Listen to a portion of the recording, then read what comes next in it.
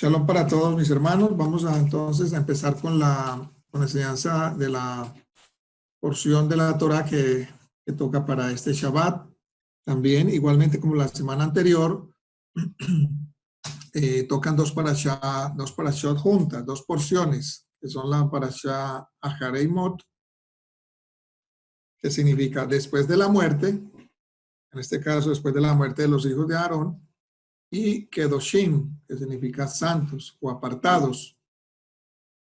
Esta parashá, estas dos porciones, pues se juntaron, empiezan desde Levítico 16:1 hasta el 20:27. Entonces, en el capítulo 16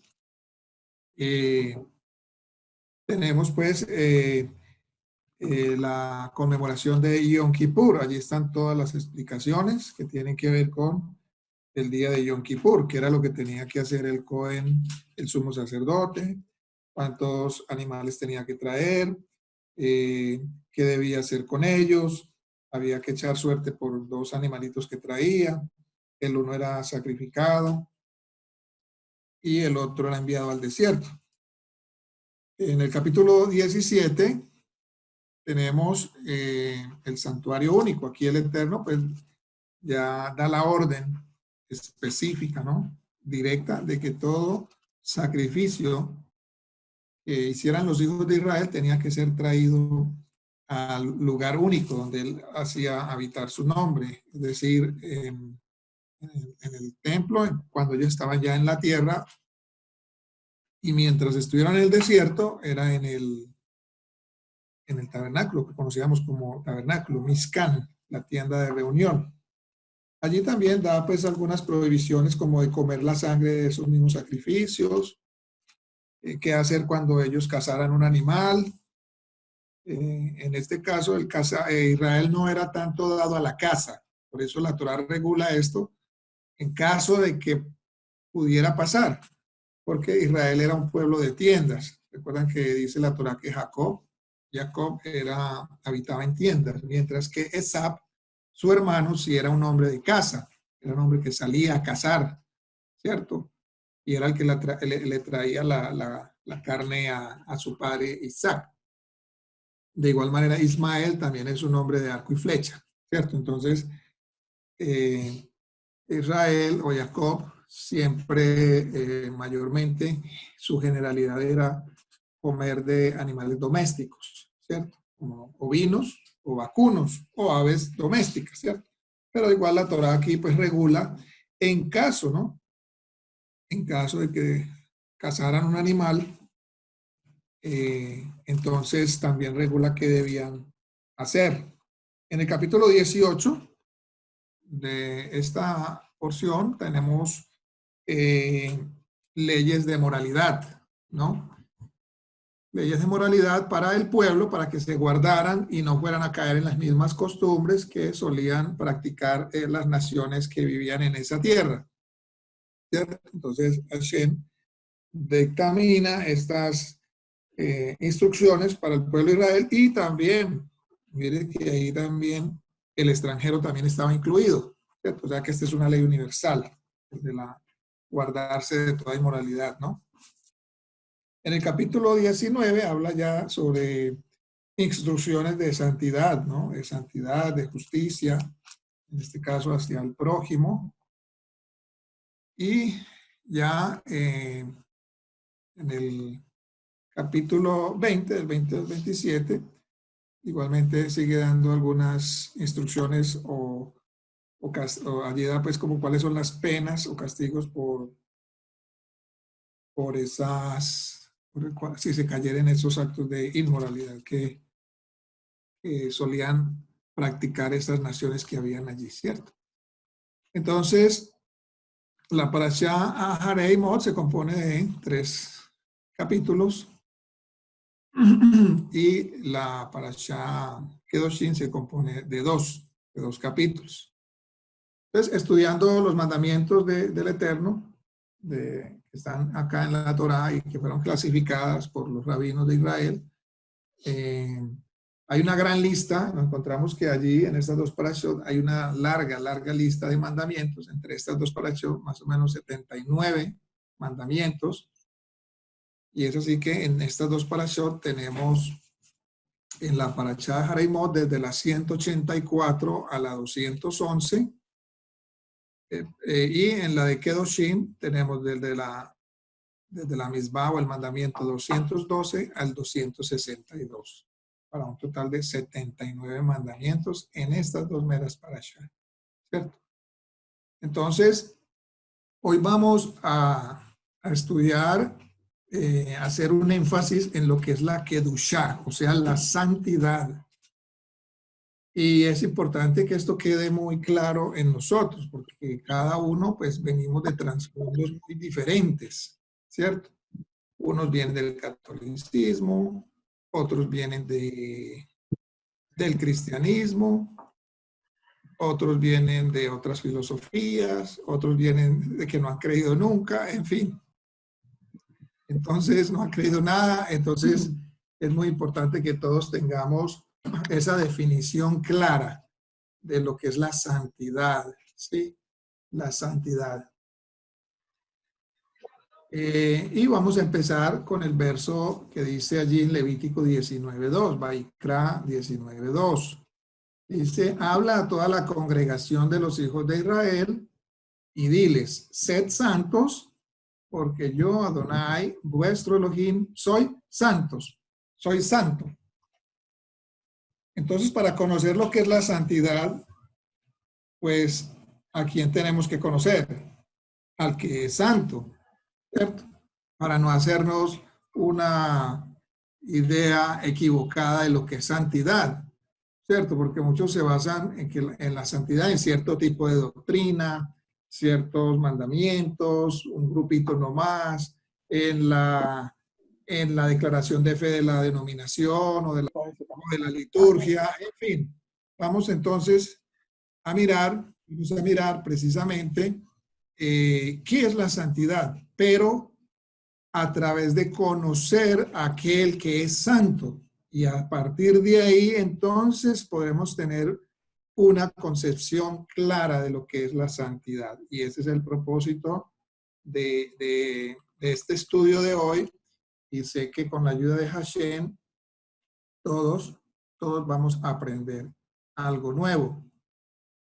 Incluso yo, porque hay un dicho que dice que en cuanto más enseño, más aprendo, ¿cierto?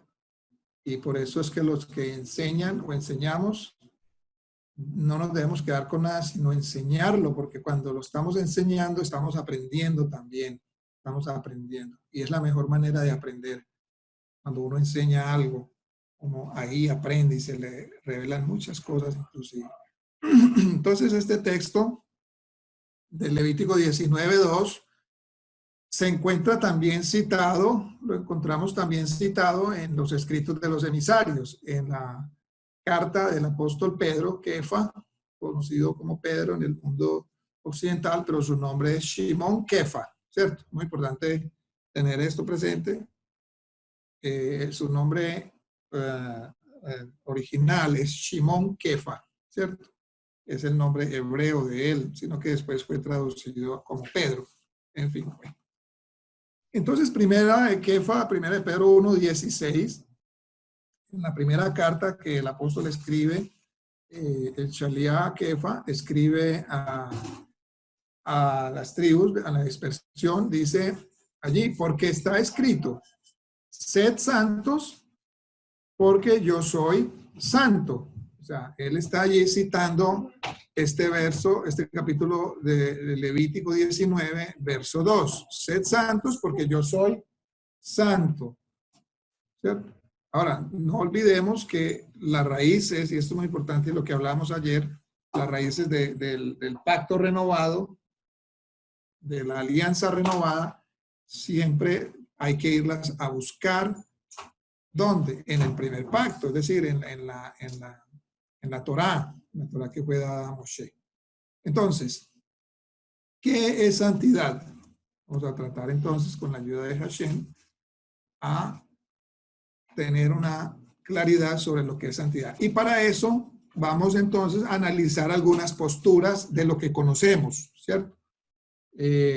El ánimo no es ofender, ni criticar, ni condenar a otras doctrinas, sino ponerlas allí como ejemplo, porque a partir de allí entonces también vamos a desarrollar y hacer un comparativo con lo que es la santidad de Hashem, del Eterno. Entonces, según una rama, yo diría la mayor rama del cristianismo, ¿no? En este caso, pues, que es el catolicismo romano, los santos, pues, ¿quiénes son los santos? O sea, ¿qué es la santidad para ellos?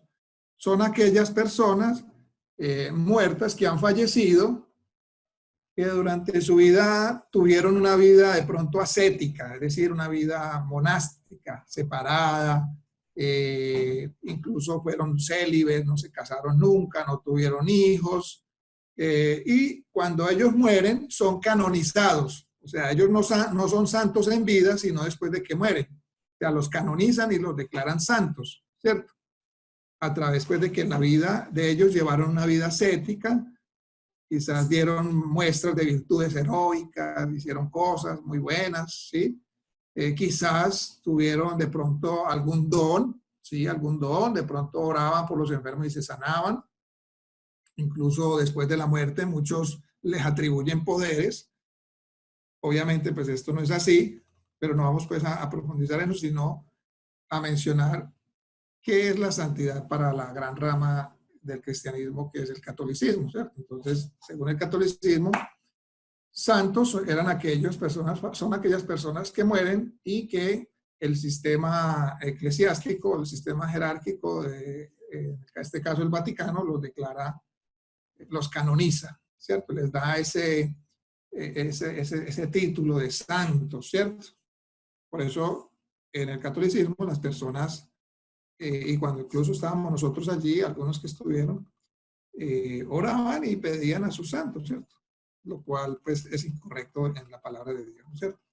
Bueno, entonces, como les decía ahora, pues, no es el propósito tampoco criticar en este momento, condenar doctrinas, pero sí enseñar y mostrar cuál es la santidad, ¿cierto?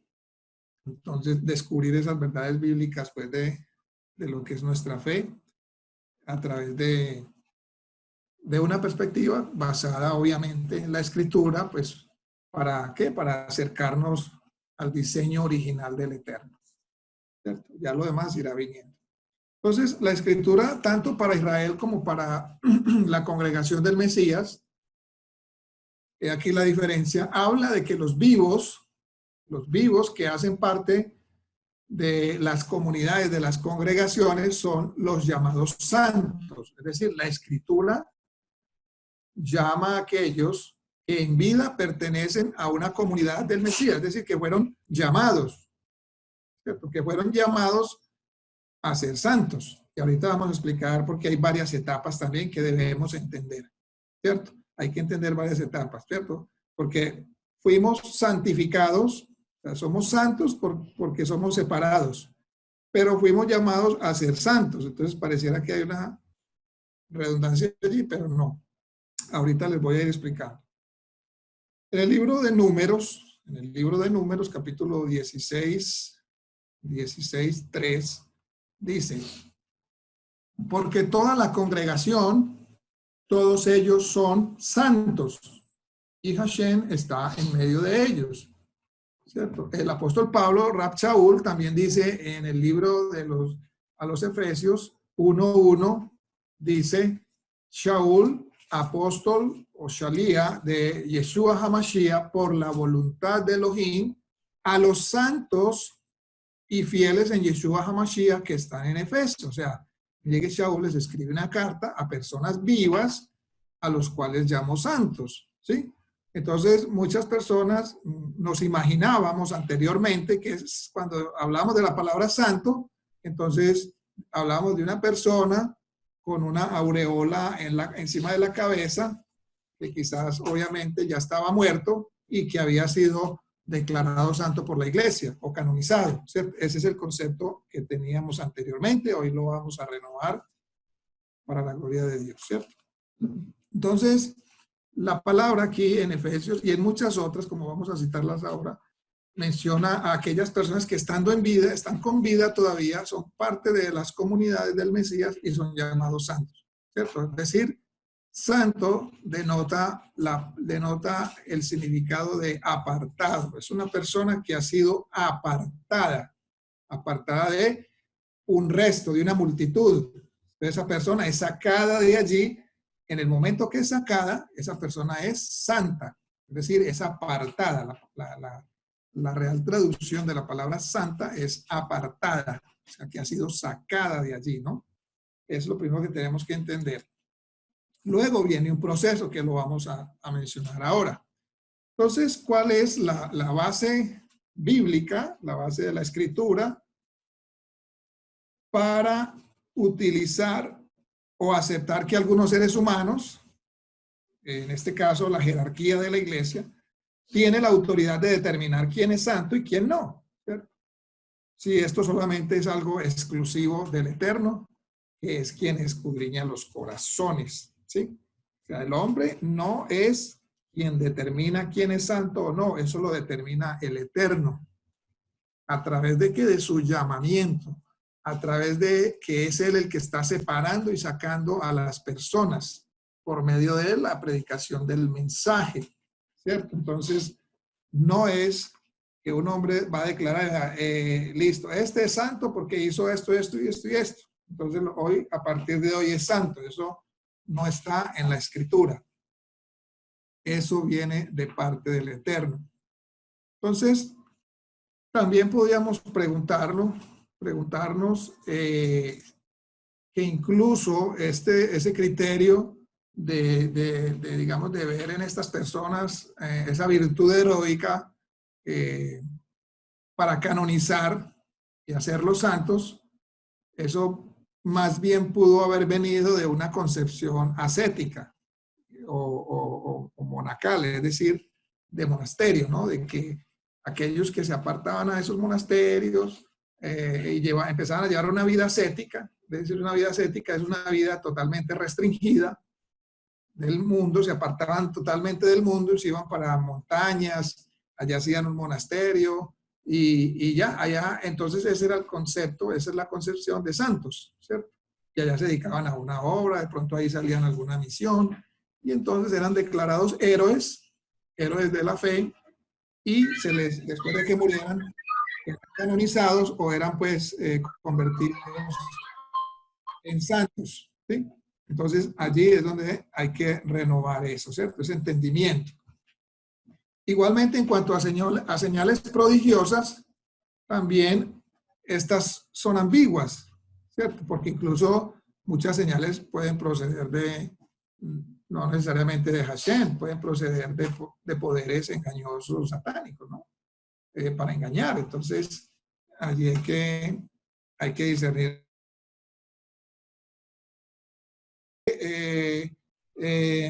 También estas señales también podrían provenir de poderes engañosos o satánicos, ¿no? Y citábamos Marcos 13:22, donde el Mesías dice que se levantarían falsos mesías, falsos profetas, harán señales y maravillas para engañar, de ser posible a los escogidos. Y comentaba yo que también que muchos de nosotros estuvimos en estos sistemas y estábamos allí engañados, ¿no? Engañados por viendo poderes y cosas, maravillas, pero realmente no podíamos discernir de dónde venía o cuál era el origen de este poder, ¿cierto?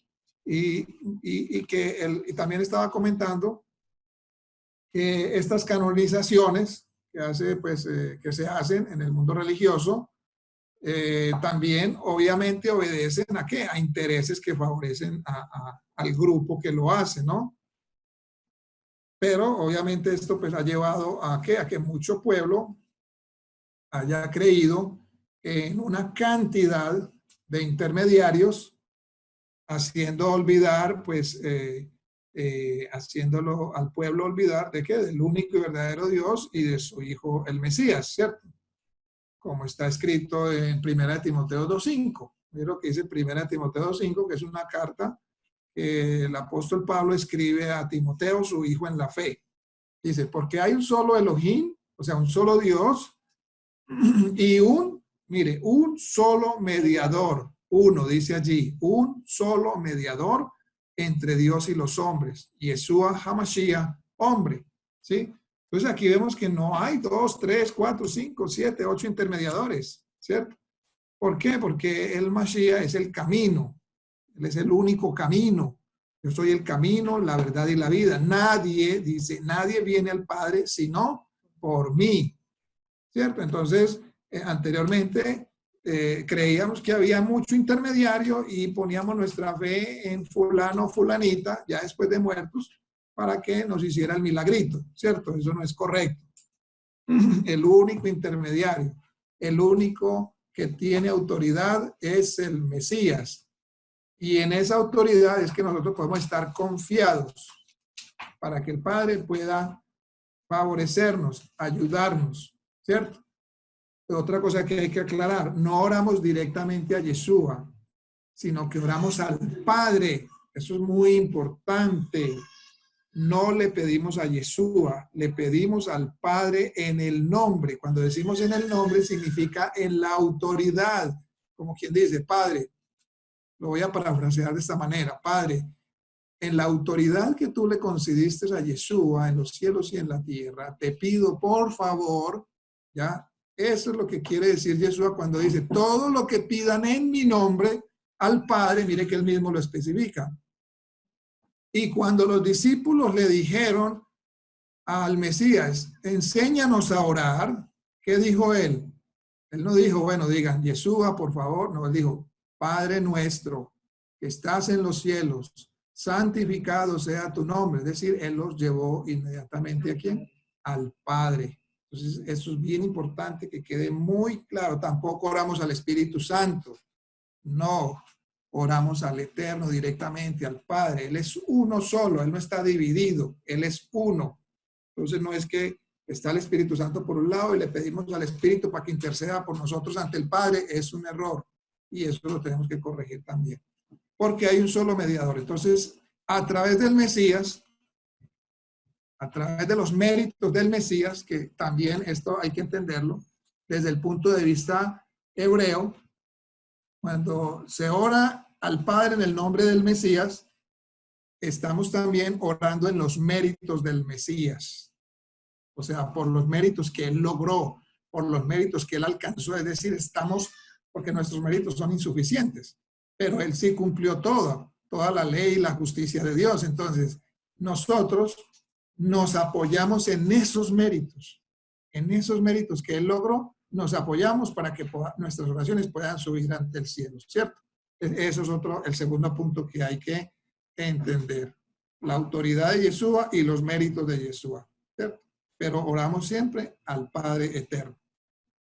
Entonces, claro, porque incluso en el judaísmo tradicional nos acusan de que somos idólatras porque ponemos a Yeshua antes que al Padre, ¿cierto? Y eso es cierto parcialmente, pero nosotros ya en este camino, y bendito sea el nombre del Eterno y a la Sagrada Escritura, que hemos comprendido y entendido esto.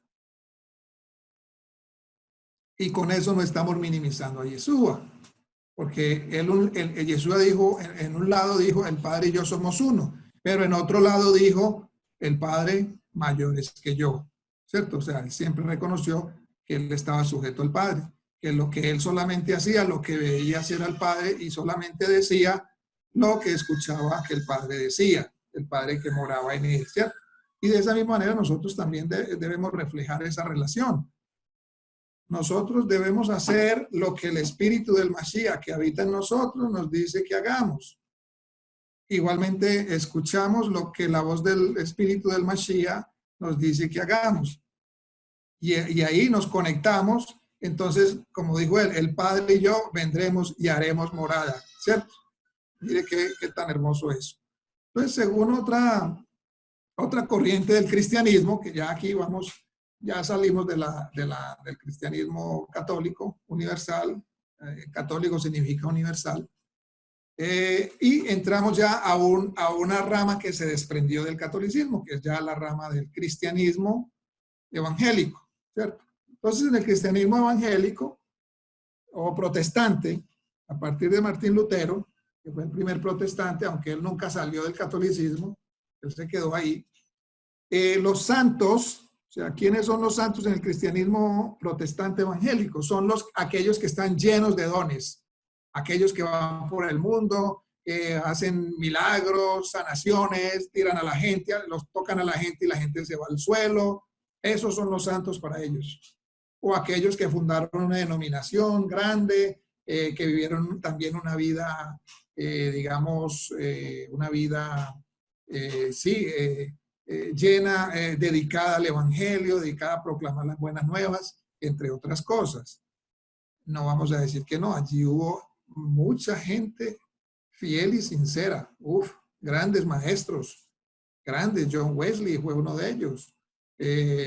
Spurgeon, Watchman Nee. O sea, hay muchas personas que realmente estuvieron entregados a la obra, ¿cierto? No en un entendimiento pleno como nosotros lo tenemos hoy, que eso es un arma de doble filo para nosotros, hermanos, y se los digo hoy, porque esas personas, sin conocer a plenitud, se entregaron, ¿cierto? Se entregaron al Eterno, aún no estando a plenitud de conocimiento, y se entregaron, hermanos, como dice el dicho, con alma, vida y corazón. Ahora nosotros que tenemos un entendimiento pleno, no se nos exigirá mucho más a nosotros, ¿sí? Entonces, esto hay que tenerlo muy presente y reflexionar, ¿cierto? Entonces, en el cristianismo hay la creencia de que aquellos santos son simplemente los que tenían muchos dones, ¿cierto? Y que eran los que iban, hacían milagros, sanaciones, predicaban. Esas personas especiales son los santos, ¿cierto? Y mucho pueblo corre detrás de estos santos vivos, ¿cierto? La gente en el cristianismo sigue a estas personas, los ven como sus propios dioses, ¿cierto? Pero muy pocos corren tras del santo de los santos, ¿sí? Ahí está la diferencia. Entonces muy poco se habla, pero muy poco se habla en el cristianismo. Sí se habla de los que tienen dones, porque la gente va en busca ¿de qué? De recibir. Y ahorita más adelante vamos a hablar de eso, que también la santidad tiene que ver con si estamos siempre esperando recibir, ¿cierto? Ahorita lo vamos a mencionar. Entonces, la gente siempre va corriendo detrás de, incluso cuando estaba Yeshua le dice a la multitud, ustedes vienen es por las obras que hago, como quien dice, para que los alimente, para que les dé esto, aquello, pero realmente no vienen por la palabra que les estoy hablando y que puede transformar sus vidas. Y tristemente eso es lo que pasa en todo el mundo religioso, ¿cierto? Incluso en este movimiento de raíces también. Y eso es lo que tenemos que limpiarnos de todo eso y ser purificados de toda esa levadura. Entonces, muy poco se habla de los que son llenos del fruto del Espíritu de Santidad, ¿cierto? Hay una diferencia entre los que son santos en la concepción que venimos hablando y los que son llenos del fruto del Espíritu de Santidad. Muy poco se escribe sobre este tema, sobre la santidad, que en hebreo significa kedushá. Poco se predica sobre la santidad. Pero al contrario, sí, mucho se predica sobre prosperidad, es decir, recibir, recibir, recibir y recibir. Y no sabemos que esto es una doctrina, hermanos, totalmente perversa, engañosa y sutil, que tiene a la gente sumida en el árbol del conocimiento del bien y del mal. Y ahora lo vamos a explicar. Entonces, ¿por qué vemos hoy en día la predicación de la prosperidad? Pues porque obviamente esto tiene mucho impacto publicitario. Suena mejor prosperidad que santidad, ¿o no? ¿Cierto? En este caso, la gente, claro, las multitudes corren detrás de aquellas cosas que los van a llenar de prosperidad. Prosperidad, prosperidad y prosperidad. Entonces, como decíamos ahora, pero ¿dónde están aquellos hombres del estilo de santos que si realmente podemos decir fueron hombres entregados, hombres que no buscaban su propio beneficio, hombres como John Wesley, Spurgeon, Watchman Nee y muchos otros hombres que se me escapan en este momento, que realmente buscaban era la santidad, así sea con su conocimiento, su poco entendimiento, pero eran hombres entregados al Eterno, eran hombres con sabiduría, eran hombres que realmente sufrieron por causa de la palabra y estuvieron dispuestos a sufrir, ¿cierto? Pues ahora sí, ¿qué es santidad? Ya miramos lo que es la santidad desde el punto de vista occidental, es decir, desde las ramas del cristianismo. Ahora vamos a examinar qué es la santidad desde el punto de vista de los rabinos, para que luego entonces vayamos a hacer nuestra conclusión, qué dicen las escrituras, qué dice el Mesías de lo que es realmente la santidad. Pues vamos, pero es bueno analizar todas las opciones que hay de santidad para que tengamos un panorama totalmente completo. Entonces, ¿qué dicen los rabinos? Vamos primero a citar a Rashi, que era un gran comentarista judío. Él se basa en el Midrash Rabbah, que es un relato pues, del pueblo judío. Él dice que esto consiste, la santidad consiste en el alejamiento y separación de las relaciones sexuales prohibidas en particular, ya que en cada ocasión que la Torá prohíbe estas relaciones, menciona el pedido de Kedushá, o sea, de santidad. O sea, él se basa en lo que leímos ahora, Levítico 18, donde acabamos de ver todas esas inmoralidades que hacía en esa tierra, ¿cierto? Entonces, basado en eso, Rashi dice, bueno, entonces si el Eterno dice allí, sean santos, porque yo soy santo, y menciona todo esto, es porque la santidad tiene que ver con que el hombre se aparte de toda relación sexual prohibida, según está escrito en la Torá. Tiene consistencia, ¿no es cierto? Bien. Incluso que en la Brija Shah, en los escritos de los emisarios, también había expresado este pensamiento, pero indicando, aquí está la diferencia, indicando más bien que esto era un resultado de la santidad, no la santidad misma. Es decir, cuando un hombre se aparta de toda contaminación o de toda transgresión en cuanto a la parte sexual, moral, entonces eso era un resultado de la santidad, no la santidad en sí misma, ¿cierto? Entonces, el Brit Hachá lo muestra diferente incluso a lo que Rashi está mencionando basado en el Midrash Rabbah. Mire lo que dice Efesios 5:3 para concretar bien esta idea. Dice, pero la inmoralidad sexual, dice, y toda impureza o avaricia no se nombre más entre vosotros, como corresponde a santos, ¿cierto? O sea, ustedes ya son santos, ¿cierto? Entonces, la santidad produjo como resultado de que ustedes se apartaran de todo tipo de inmoralidad que ni siquiera se debe nombrar entre ustedes, ¿sí? Entonces, ahí vemos pues un poquito la diferencia. Acuérdense que los escritos de los emisarios también fueron escritos por judíos. Entonces, aquí hay un buen debate entre doctores de la ley, ¿no? Por decirlo así. Nachmanides, que también era fue otro rabino muy conocido, Nachmanides, Ramban, pero termina en N, Ramban, hay Ramban con N y Rambam con M. Ramban con M es Maimónides, Ramban con N es Nachmanides, que era otro rabino muy famoso del judaísmo. Entonces, Nachmanides explica que en realidad el pedido de santidad o de Kedushá no hace referencia especial a alguna misbah, o sea, algún mandamiento en particular, ¿cierto? Dice, no, es que la santidad no se basa en ningún mandamiento específico, sino que introduce una dimensión de moderación en los mandamientos. Y ya lo vamos a explicar. Por ejemplo, él pone el ejemplo, dice, si bien la Torá prohíbe comer determinados alimentos, ¿cierto?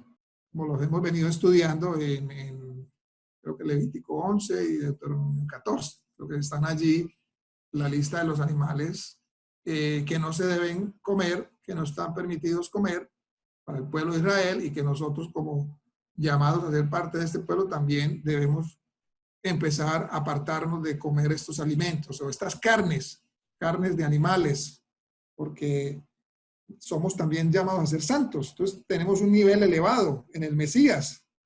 Entonces nosotros también debemos apartarnos, irnos apartando de estas comidas, de estas carnes que están, de animales que están allí, que no son permitidas. Entonces, él dice, la Torá prohíbe comer determinados alimentos o carnes de animales, pero dice, la persona podría incurrir en excesos de comida y de bebida, comiendo e ingiriendo las comidas y licores que son permitidos. Es decir, entrar en abusos, aún en aquella parte donde está permitido.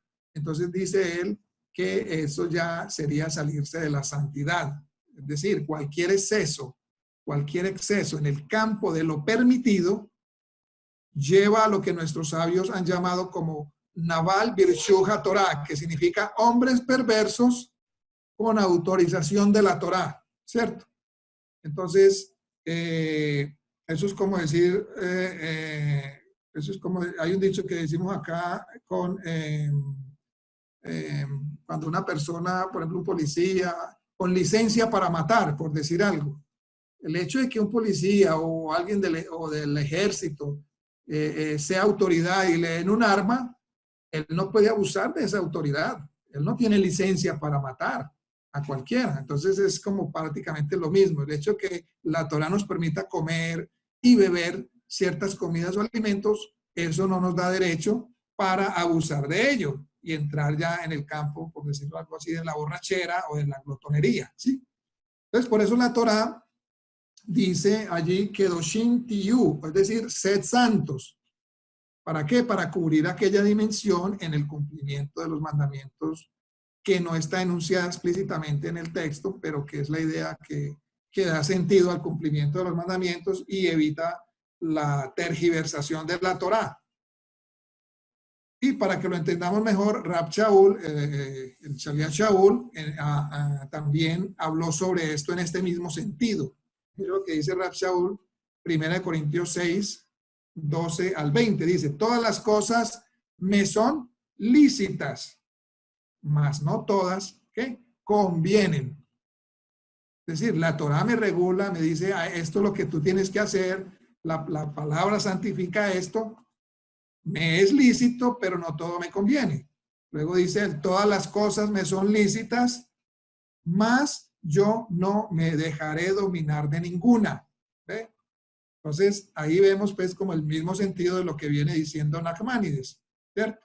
De no dejarnos dominar, aunque nos está permitido, es no dejarnos llevar hacia el extremo de eso que nos está permitido. Vamos a leer, quiero que lo leamos 1 Corintios 6, 12 al 20, porque me parece muy importante que eso quede muy, muy claro en nosotros. 1 Corintios 6, 12 al 20. Dice allí, todas las cosas me son lícitas, mas no todas convienen. Todas las cosas me son lícitas, mas yo no me dejaré dominar de ninguna. Mire que allí en el verso 13, él empieza a hablar de las viandas, o sea, de la comida, las viandas para el vientre y el vientre para las viandas.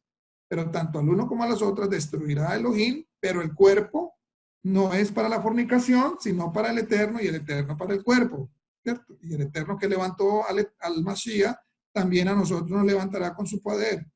¿No sabéis que vuestros cuerpos son miembros del Mashiach?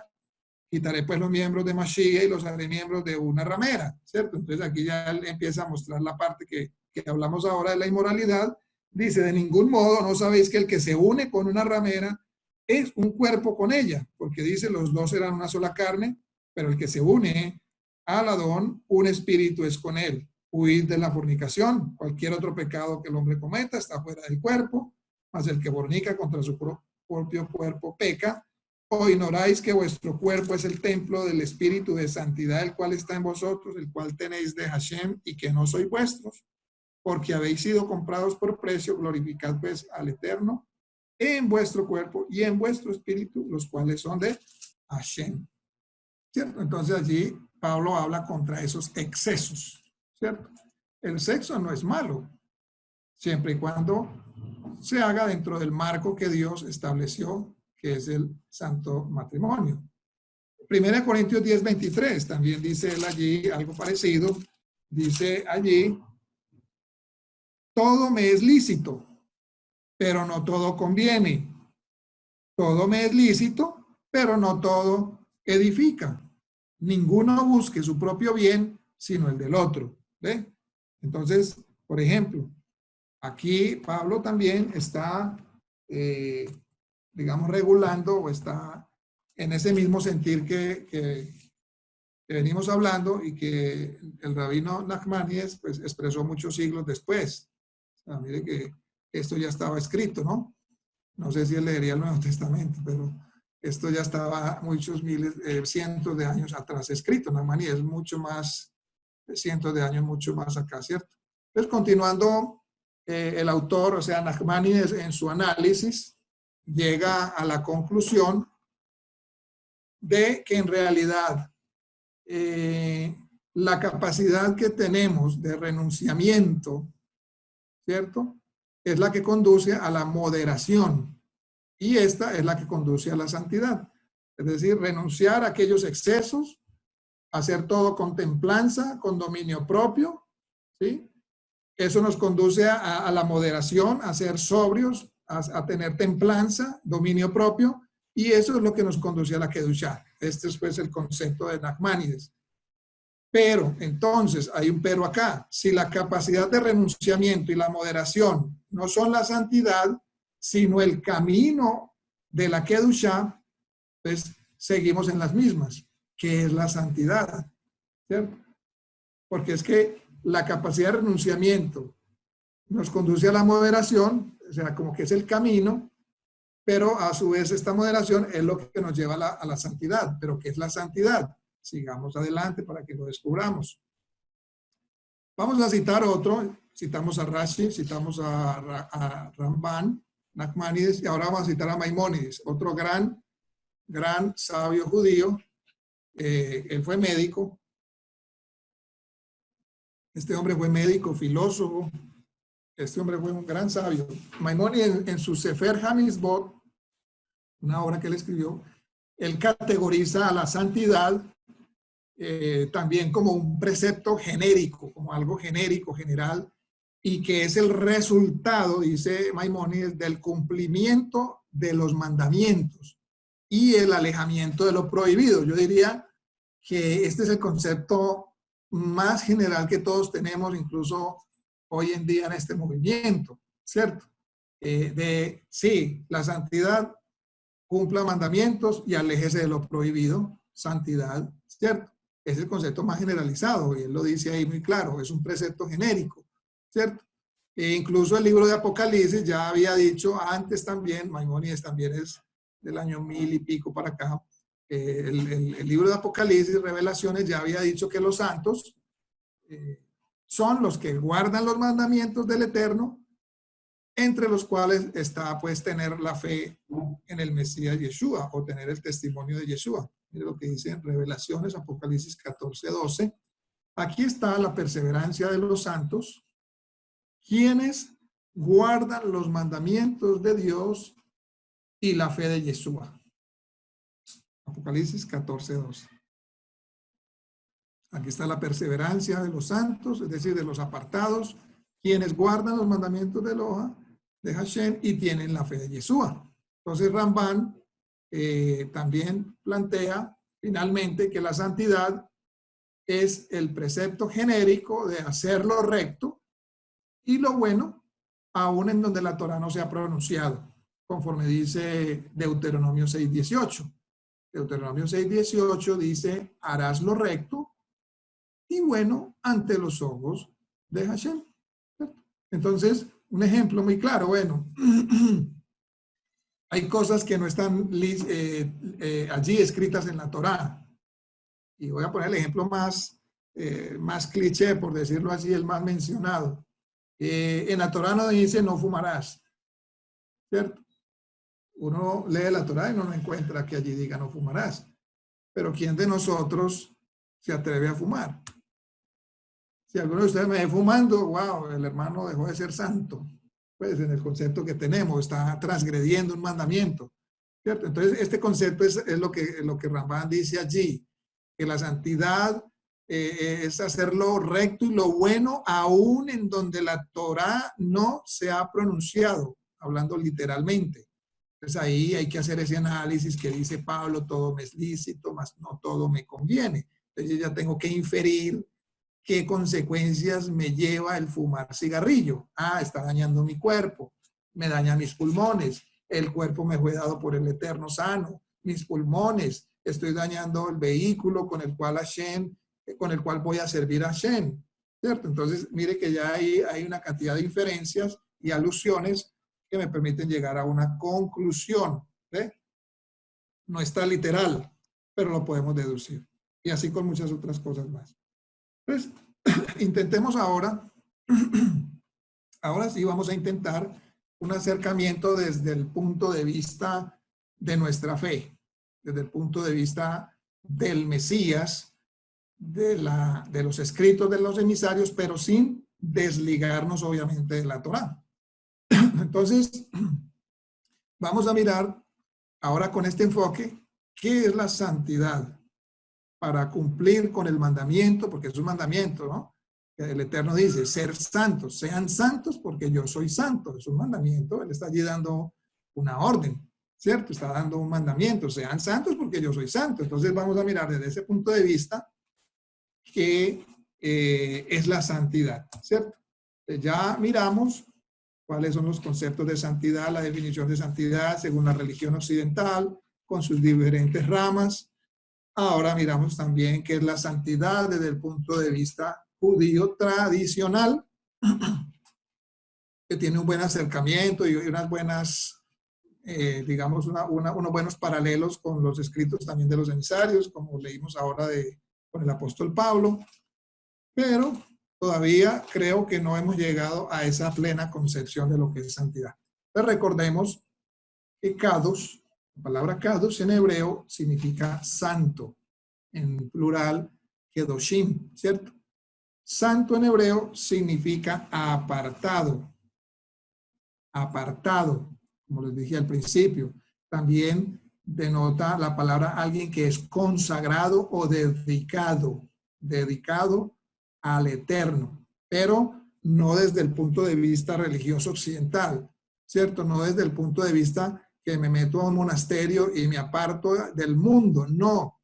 No, ese no es el concepto de ser santo, sino que soy santo porque Hashem me apartó de las costumbres del mundo, me apartó de la corriente del mundo para servirle a Él. Así como Él sacó al pueblo de Israel de Egipto, lo apartó, es decir, lo santificó sacándolo de Egipto, lo llevó al desierto para servirle a Él, ¿cierto?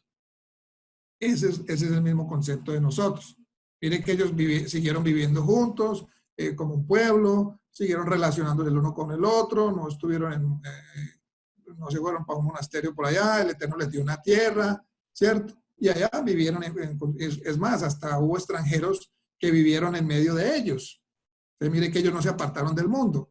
Y eso Pablo también lo dice en una de sus cartas, que no es que nos vayamos a apartar del mundo, o sea, de la gente del mundo, sino que tenemos que apartarnos de realmente de qué, de las costumbres, del pecado. Y nosotros en las naciones, pues, obviamente es una labor mucho más difícil, pero no imposible. El Eterno está con nosotros, el Espíritu de Santidad del Mesías está con nosotros y puede hacer eso posible. Entonces, santo en hebreo significa apartado y consagrado, o alguien que es dedicado, ¿cierto? En primer lugar, lo primero que tenemos que tener claro, hermanos, es que la santidad es un proceso. Es un proceso que se inicia con un llamamiento. Hashem nos llama, nos saca, nos redime para empezar un proceso de santidad, de transformación interior. Esa es la santidad. Allí empieza ese proceso de santidad, es transformarnos, irnos transformando. Es algo que se inicia, que tiene una etapa inicial, pero que no se queda ahí, porque ese es otro de los errores. Fui salvo, me salvó el Eterno ya, salvo, siempre salvo, y me quedé ahí. Entonces, no hay transformación, entonces no hay cambio, no hay edificación, no hay nada de estas cosas. Sigo siendo la misma persona. Me apartó una religión, me apartó una denominación, hasta ahí llegó mi salvación. Entonces, en este sentido inicial, todo aquel que fue llamado a ser parte del Israel de Dios, ¿sí?, sea judío o gentil, es santo, o sea, fue apartado, porque ha sido separado de las demás naciones para ser el pueblo de Dios, ¿cierto? Hemos sido separados, apartados de las costumbres de las naciones para ser un pueblo de Dios, como está escrito en Deuteronomio 14:2, porque tú eres un pueblo santo para Hashem tu Elohim, y Hashem te ha escogido de entre todos los pueblos que hay sobre la faz de la tierra para que le seas un pueblo especial. En Efesios 2:19 dice, por lo tanto, ya no sois extranjeros ni forasteros, sino conciudadanos de los santos, o sea, de aquel pueblo que acabamos de mencionar aquí en Deuteronomio 14:2, ya somos conciudadanos con ese pueblo que fue apartado y miembros de la familia de Dios, ¿cierto?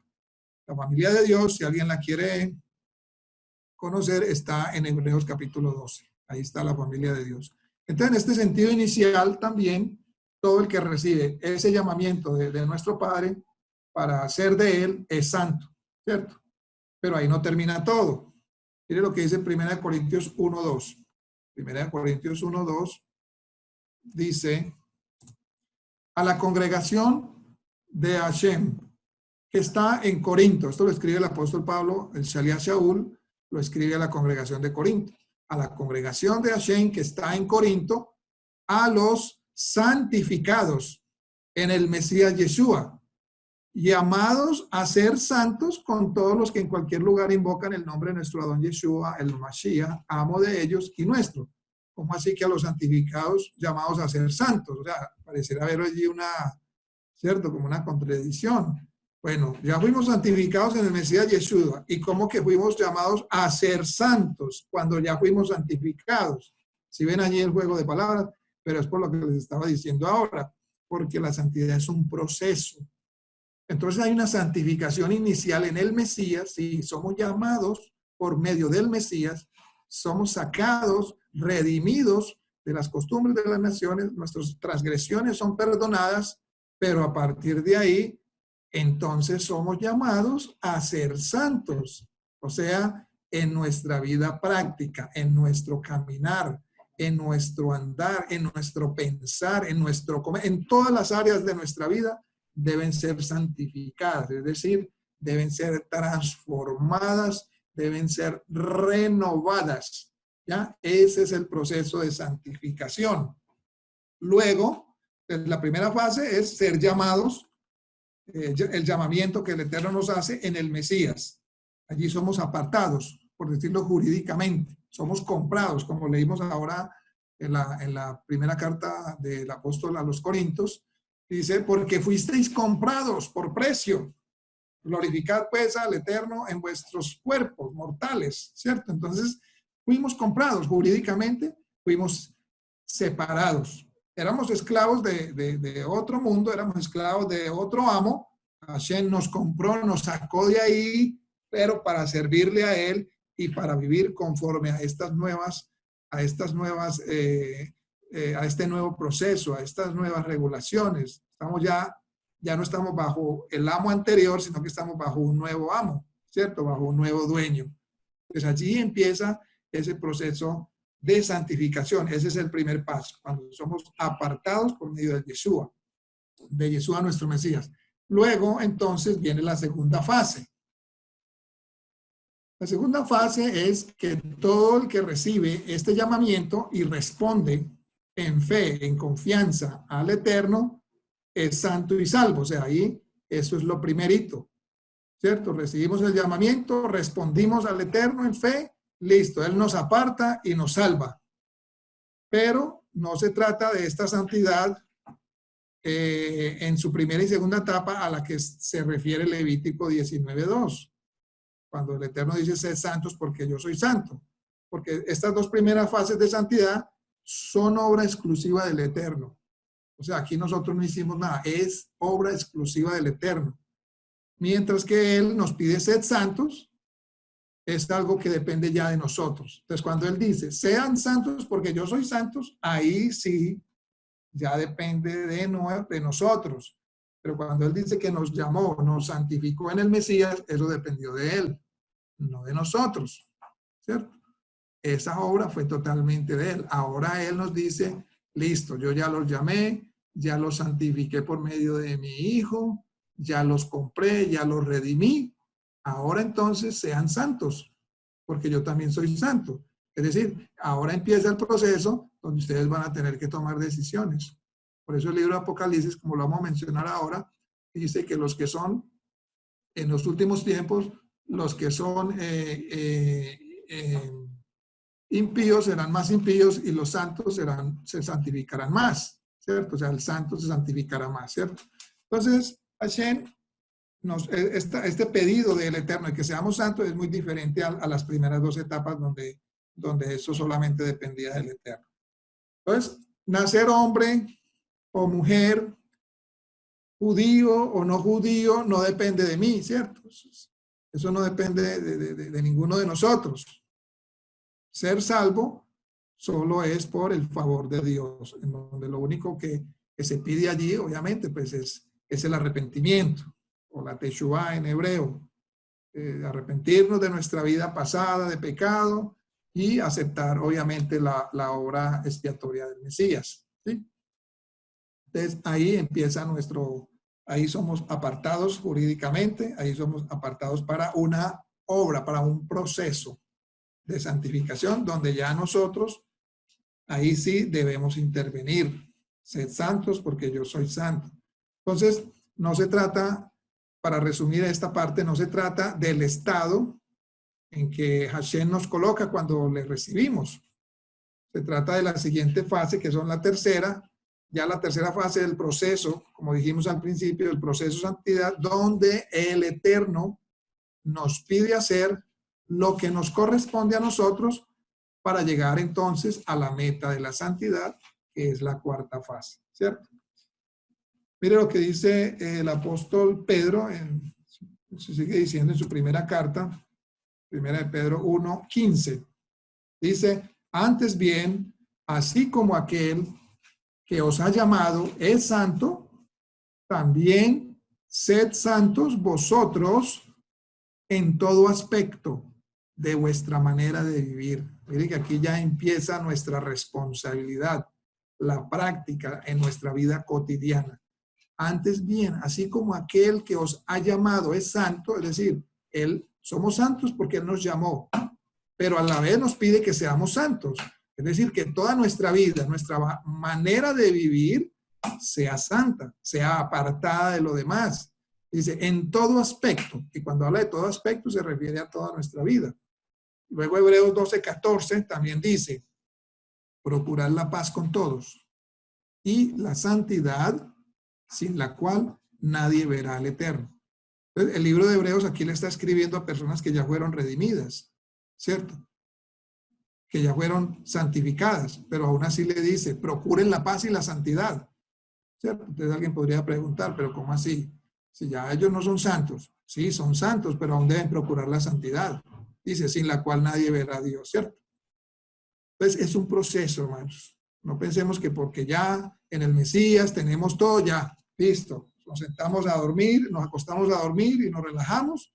No, el apóstol Pablo dice, guardad vuestra salvación con temor y temblor delante de Hashem, ¿cierto? Bueno, esto lo agrego yo, pero cuando dice con temor y temblor se refiere delante de Hashem, no delante de los hombres, delante de Hashem, aunque sí debo procurar la paz con todos los hombres, ¿cierto? Entonces, en Romanos 1:7 sigue diciendo el apóstol, Romanos 1:7 dice, a todos los que están en Roma, amados de Dios, llamados, aquí nuevamente repite la expresión que leímos ahora en Corintios, llamados a ser santos, favor, gracia a vosotros y paz de parte de Elohim nuestro Padre y del eterno Yeshua HaMashiach. ¿Sí? Otra vez, llamados a ser santos. Luego dice en Apocalipsis esta es la que le citaba ahora, Apocalipsis 22:11, dice, el que es injusto, haga injusticia todavía. El que es impuro, sea impuro todavía. El que es justo, haga justicia todavía. Y el que es santo, santifíquese todavía. ¿Sí? Mira ahí ese juego de palabras. El que es santo, santifíquese todavía. ¿Cierto? O sea, apártese cada vez más. ¿Cierto? Segunda de Corintios 7:1 dice, estos son pues varios ejemplos. Así que, amados, ya que tenemos tales promesas, limpiémonos. Miren, esta palabra también es clave. Limpiémonos de toda impureza de cuerpo y de espíritu.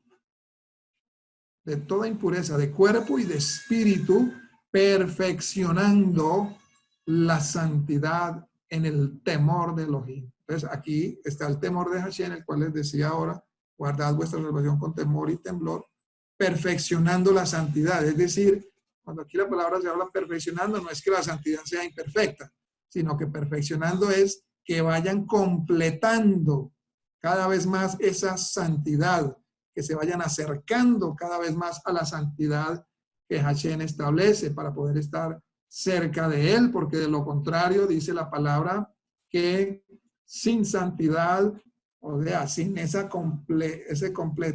sin completar esa santidad, nadie, absolutamente nadie verá a Dios, ¿cierto?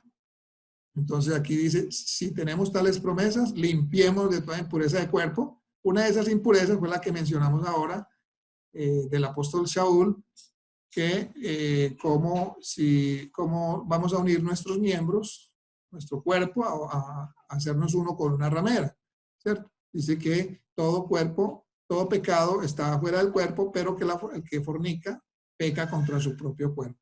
Entonces hay que limpiarnos de toda esa impureza. Nuestros ojos también, todo nuestro ser, hay que limpiarlo de toda impureza.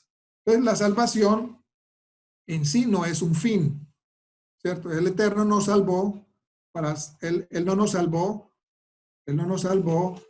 para salvarnos, es decir, para salvarnos y ya, sino que Él nos salvó para que fuéramos santos y así le diéramos la gloria a Él. Entonces, santificarse, amados hermanos, es estarse separando de todo lo que Egipto representa, el mundo, y dedicarnos a estar consagrados para Hashem. Y en esto hay cositas muy mínimas que nosotros pensamos que no tiene nada que ver, pero tenemos que ser muy estrictos también en ese sentido, hermanos, porque a través de una cosa mínima pueden venir grandes errores en nuestra vida, pueden venir incluso a nuestros ojos, a nuestros oídos, pueden, digamos, obstaculizar ese proceso que Hashem nos pide de santificarnos, de ser santos. O sea, hay que tener cuidado hasta en lo más mínimo. Dice, y ojo que aquí no estamos diciendo llevar una vida ascética, lo reitero, no es que nos vamos a ir para el monte, no, es estar muy apercibidos, muy precavidos, y en cualquier momento que sintamos esa alerta, porque el Espíritu nos alerta con una vocecita, nos alerta, inmediatamente obedecer, ser radicales y zafarnos de lo que pueda constituir un peso o una carga que nos esté asediando, ¿cierto? Génesis 26:2 dice, como dice acá, y se le apareció a Hashem y le dijo, esto fue cuando el Eterno le habló a Isaac, no desciendas a Egipto, habita en la tierra que yo te diré. Esto pues tiene también otra connotación sot, o sea, más profunda, nos habla a nosotros, nos está hablando a nosotros, al hombre interior que hay en nosotros. Hey, no desciendas a Egipto, es decir, no desciendas al mundo, no pongas tus ojos en el mundo, habita en la tierra que yo te diré. ¿Cuál es la tierra? Bueno, el espíritu de santidad, todo lo que, el espíritu del Mesías, esa es nuestra tierra, hermanos. Y allí es donde verdaderamente vamos a fluir, a encontrar esa tierra que fluye leche y miel, en el espíritu del Mesías. Entonces no descendamos a ese otro espíritu que hay en el mundo, el espíritu del maligno que tiene y gobierna este mundo, ¿cierto? Entonces eso también pues tiene una connotación no solo literal, sino también una connotación sot. Mire lo que dice 1 Juan 2:15 al 16. No améis al mundo, ni las cosas que están en el mundo. Si alguno ama al mundo, el amor del Padre no está en él. Porque todo lo que hay en el mundo, los deseos de la carne, ojo, ahorita vamos a hablar de estos deseos de la carne, los deseos de los ojos y la soberbia de la vida, el orgullo, la arrogancia, la altivez, no proviene del Padre, sino del mundo. Es decir, hermanos, los deseos de nuestra carne, los deseos de nuestros ojos, porque aquí no vamos a decir que ya estamos listos. Todavía hay deseos de la carne, todavía hay deseos de los ojos, todavía hay soberbia en nuestra vida. ¿De dónde ha procedido eso? Eso es lo que tenemos que preguntarnos. ¿De dónde ha procedido eso? Ahorita lo vamos a ver también. Obviamente eso ha procedido de que nosotros amamos al mundo todavía. De una u otra forma todavía amamos al mundo, hermano, y tenemos que ser claros y sinceros con esto. En muchas cosas nosotros todavía amamos a este mundo. Y yo creo que este momento es una de esas pruebas que Hashem, por la cual nos está pasando para que purifiquemos ese amor, para que nos tornemos a Hashem y para que miremos que realmente quizás estamos anhelando muchas cosas, es porque realmente amábamos al mundo. Y bendito sea el nombre de nuestro Padre que este ha sido una muy buena prueba, Baruch Hashem, y sentimos mucho las pérdidas que han habido y que Hashem haya tenido mucha misericordia de todas estas personas que han fallecido y que Hashem tenga misericordia de las naciones, de la gente, pero también tenemos que fijarnos en nosotros, que todavía amamos al mundo, todavía estamos pegados de la corriente de este mundo. Entonces, ¿de dónde procede eso? ¿De dónde procede mi aflicción, mi dolor en este momento? Porque no puedo hacer esto, no puedo hacer aquello, no puedo... Claro, el mundo me tenía allí como marioneta, llevándome para un lado y para el otro. Y vuelvo y les hago la aclaración. No estoy diciendo que nos tenemos que volver a zetas, pero sí tener dominio propio, control sobre nuestro cuerpo, para que no corramos detrás de la carne, detrás de lo que mis ojos miren, detrás de la soberbia de la vida. ¿Sí? Porque dice allí, 1 Juan, porque todo esto no proviene del Padre, sino del mundo. Entonces, si amamos al mundo, el amor del Padre no está en nosotros. Y por eso a veces nos da pereza hacer las cosas del Eterno. Todavía sentimos como esa pesadez cuando ay, vamos a orar, ay, qué pereza. Cuando vamos a reunirnos, no, qué pereza. Claro, porque el amor del mundo todavía está en nosotros y por eso todavía no amamos a las cosas de Dios. Entonces, que este sea un buen tiempo para esa reflexión. Bendito sea el nombre del Eterno. Entonces, santidad en su tercera fase, no es sino vivir como Hashem. ¿Y cómo vive Hashem? Apartados. Es decir, hacernos a la imagen de su carácter. Y ahorita vamos a profundizar más en esto. Es decir, sed santo porque yo soy santo. Es decir, lo que él está diciendo es sean apartados porque yo soy apartado. A mí el mundo no me afecta para nada. Yo creé el mundo. Yo lo creé. Yo lo juzgo. Yo soy soberano sobre el mundo, pero aún así soy apartado. ¿Cierto? Soy apartado, estoy por fuera del mundo. Entonces él nos invita a ¿qué? A salir como él está fuera del mundo. ¿Cierto? Como él está fuera del mundo, así él nos invita a salir porque él es apartado del mundo. ¿Cierto? Su amor no está en el placer carnal ni en el deseo de los ojos, no. Ahorita vamos también y perdone que les insista, pero quise dejar esa última parte para lo último. Y ahorita lo vamos a mirar. Pedro, una de las cartas de Pedro 1:15, vuelvo y lo repito acá, la primera carta, hago énfasis también en este verso, dice, antes bien, así como aquel que os ha llamado es santo, o sea, es apartado, también ustedes sean santos, o sea, apartados de todas las costumbres, vosotros en todo aspecto de vuestra manera de vivir. Hebreos 12:10, y lo que dice Hebreos 12:10, ellos, o sea, nuestros padres terrenales, nos disciplinaban por pocos días como a ellos les parecía, mientras que Él, o sea, Hashem, nos disciplina para bien, a fin de que participemos de su santidad. Entonces, ¿por qué muchas veces viene la disciplina, hermanos? Ya sabemos por qué. Para que seamos partícipes de su santidad. ¿Por qué nos disciplina? Porque nos ama. ¿Y por qué nos ama? Porque Él quiere que seamos como Él, apartados del mundo. Y eso es lo que realmente nos traerá paz. Paz en nuestros corazones. Porque cuando estamos sujetos a la corriente de este mundo, realmente, hermanos, eso es lo que trae aflicciones a nuestra vida, porque todo lo que hay en esta vida y en el mundo es pasajero. El Talmud Sotá 14a dice que la santidad, también cito acá el Talmud Sotá 14a, dice que la santidad es imitar los atributos de Dios, como misericordia, amor y práctica de la bondad, etcétera. Aquí entramos ya, vamos entrando ya en ese terreno que quiero entrar.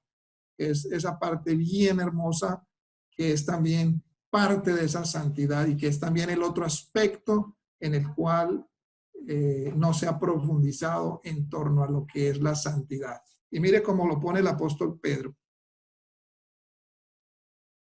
Segunda de Kefa 1, 4 al 8 dice, y mediante ellas, o sea, las promesas, nos han sido dadas preciosas y grandísimas promesas, para que por ellas seáis hechos participantes de la naturaleza divina, o sea, de la santidad.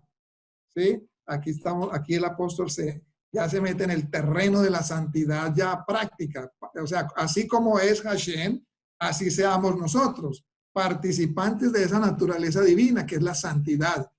Dice, después de haber huido de la corrupción que hay en el mundo debido a las bajas pasiones. O sea, huir de la corrupción fue la primera fase de la santidad, ¿cierto? La primerita, nos sacó del mundo, nos redimió nuestras transgresiones pasadas, conforme a la carne, a los deseos de los ojos, a la vanidad de este mundo, nos redimió de todas esas transgresiones. Ahora Él dice, bueno, ustedes ya huyeron de la corrupción, ya ustedes fueron apartados, entonces ahora empiecen a ser participantes de la naturaleza divina, de su santidad, de sus atributos. Mire que el apóstol también menciona los atributos, lo que estamos haciendo en el Homer todos los días, conociendo sus atributos. Dice, y por esto mismo poniendo todo empeño, añadida vuestra fe, que fue la inicial, la fe que tuvimos en el Mesías, añadan también virtud, atributo, a la virtud conocimiento, al conocimiento dominio propio, templanza, que hemos venido hablando de eso, al dominio propio perseverancia, persistencia, también hemos hablado de ello en el conteo del Homer, a la perseverancia devoción, es decir, fundamento, a la devoción afecto fraternal y al afecto fraternal amor, bondad, gesed, porque cuando estas cosas están en ustedes y abundan, no os dejarán estar ociosos ni estériles en el conocimiento de nuestro don Yeshua HaMashiach. Entonces, mire que aquí también en el Brit Hadashah se habla en estos términos. Colosenses 3:12 sigue diciendo el apóstol Pablo, por tanto, como escogidos de Dios, ahí, santos y amados, vístanse, dice, vístanse o vestidos de profunda compasión. Lo hemos venido estudiando en el conteo del Homer. Compasión, de benignidad, paciencia, de humildad. También lo hemos venido estudiando los atributos de Hashem, de mansedumbre y de paciencia. ¿Sí? Entonces miren que todo esto es parte de la naturaleza divina, todo esto es parte de Dios. Y Él nos está invitando, amados, a ser participantes de esa naturaleza. Todo esto tiene que ver con la santidad. La santidad no es que simplemente guardé un mandamiento, me aparté y ya. No, es llenarnos también de los atributos de Dios, ¿cierto? Por supuesto que el apartarnos del pecado también es un atributo. Es parte de la santidad. No digo que no, claro que sí. pero hay mucho más. Es llenarnos de los atributos de Dios para con el prójimo, para manifestar esa luz también al prójimo, como dice, o como hemos venido también leyendo todos estos versículos, ser benigno, humilde, mansedumbre, obviamente, paciencia, compasión, todo esto es hacia nuestro prójimo, por supuesto. Dice, y la meta, el resultado, ¿cuál es el resultado de todo este proceso? Como dice 1 Corintios 15:51, el llegar a ser el postrer Adán, o sea, el segundo hombre, es decir, el Mesías, o sea, ser parte de esa nueva raza humana que será en el Mesías, ¿cierto? Un nuevo hombre creado, ¿qué? Como dice Efesios 4:24, vestidos del nuevo hombre que ha sido creado a semejanza de Dios en justicia y santidad de verdad, ¿cierto? Entonces ahora el Eterno en su instrucción ya nos concreta este camino, o esta tercera fase, y esta meta de la santidad, que es ya la cuarta fase, en alguien visible. ¿En quién? En Yeshua, nuestro Mesías. Colosenses 1:15, Él es la imagen del Dios invisible, el primogénito de toda la creación.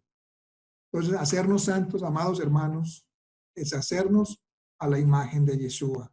Es imitar a Yeshua en quien no hubo pecado, en quien no hubo injusticia, en quien hubo compasión, en quien hubo misericordia hacia los más desválidos, hacia los necesitados, hacia los pobres, hacia los caídos. Romanos 8:29, sabemos que a los que antes conoció también los predestinó para que fuesen hechos conformes a la imagen de su Hijo, a fin de que Él sea el primogénito entre muchos hermanos. Y esta era la razón por la cual Rab Shaul gritaba desde el fondo de su corazón, Gálatas 2:20, con el Mesías he sido juntamente colgado en un madero y ya no vivo yo. Y ojo con esta palabra yo, es muy importante para lo que viene. Ya no vivo yo, sino que el Mesías vive en mí. Y lo que ahora vivo en la carne, en su cuerpo, lo vivo en la fe del Hijo de Elohim, quien me amó y se entregó a sí mismo por mí. Entonces, hacernos santos, amados, no es hacernos profesantes de una doctrina. No estamos en una moda teológica o espiritual o religiosa, porque muchos lo toman como una moda. Lo toman como una moda, como algo, wow, como algún cantante dijo por ahí, esto es una moda, ¿cierto? Dijo cuando se convirtió al cristianismo, y él dijo, el cristianismo es una moda, ¿cierto? Entonces, muchos lo toman así, pues, poniendo este ejemplo. En este caso, nosotros, en las raíces hebreas, también muchos lo han tomado como una moda, ¿sí? Y no, esto no es una moda, hermanos. Esto no es una moda. Esto no es que somos profesantes de una doctrina, sino que somos practicantes de un estilo de vida. Es decir, hacernos parecidos al Mashiach. Y para concretar entonces aún más, ¿qué es hacernos santos? ¿Qué es imitar al Mesías? Tenemos que decir que hacernos santos y llegar a la meta de la santidad es actuar y adoptar la actitud de Yeshua de ser el Hijo obediente que vino no a hacer su voluntad, sino la voluntad del Padre. Esa es la santidad, amados hermanos. Él es la Torah viviente. Él es la obediencia perfecta.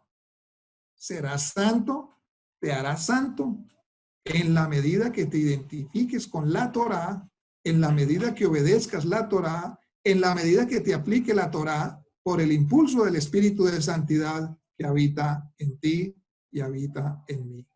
Yohanan 17:17 dice, santifícalos en la verdad. Tu palabra es verdad. Primera de Juan 2:6 dice, el que dice que permanece en él debe andar como él anduvo. El que dice que permanece en él debe andar como él anduvo. obedientes al Espíritu, que nos lleva al cumplimiento de la Torá, no solo en su aspecto legal, o sea, de los mandamientos como tal, sino también en su aspecto piadoso, es decir, en el aspecto conocido en el judaísmo como hasídico, del amor, la misericordia, de la voluntad de Adonai actuada en nuestras vidas. Como dice Apocalipsis 14:12, aquí está la perseverancia de los santos, quienes guardan los mandamientos de Dios, aspecto legal, la fe de Yeshua, aspecto hasídico, amor y misericordia, porque la Torá también es amor, justicia y misericordia. Romanos 7:12 dice, de manera que la Torá, la ley ciertamente es santa y la misma el mandamiento es santo, justo y bueno. Ahora sí, ya entremos ya en el nivel que quería entrar ya para irle dando conclusión al tema de la santidad y que Baruch Hashem, espero que todos podamos entender este nivel en el cual vamos a entrar. Entonces, en un nivel sod profundo, ya digamos que tenemos ya el conocimiento externo, ¿cierto? De lo que es la santidad por medio de la escritura.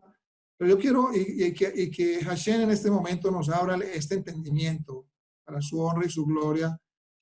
Vamos a entrar ya en el tema de la santidad interior, ¿cierto? Porque lo que estudiamos hasta ahora, digamos que sí, lo asimilamos, está escrito, Baruch Hashem, pero ¿cómo llevar esto a nuestro cumplimiento interno profundo de nuestra vida? ¿Cierto? Y eso es lo que en este momento vamos a estudiar y que Hashem nos abra nuestros ojos, nuestro entendimiento para comprender estas verdades. Entonces los sabios de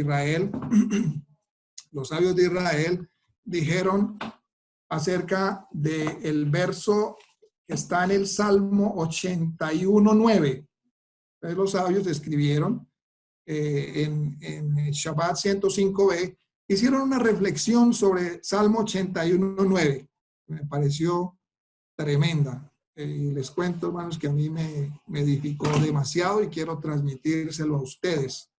Salmo 81:9, en las versiones hebreas, en las versiones comunes, está en 81:10. En hebreo dice, lo yihibe veja el zar, velotista jabe leel nejar. Entonces, esto significa en español, no debe haber un Dios extraño dentro de ti, ni te postrarás ante un Dios extraño. Salmo 81:9 en las versiones hebreas, en las versiones 10, está allí 10, bueno, 81:10, 81:9, perdón, 81:9 en las versiones en occidentales y 81:10 están las versiones hebreas, es al contrario. Entonces, dice este salmo, lo yihibe veja el zar, cuando habla allí de esa palabra zar, es orgullo. Orgullo, que es un dios, un ídolo, y ahorita lo vamos a ampliar. Lo yihibe veja el zar, velotis jabe leel nejar. No debe haber un dios extraño dentro de ti, ni te postrarás ante un dios extraño. Entonces, cuando uno lee esto así desprevenidamente, bueno, uno se imagina un ídolo de madera, de piedra, lo que estamos enseñados a entender como un dios extraño.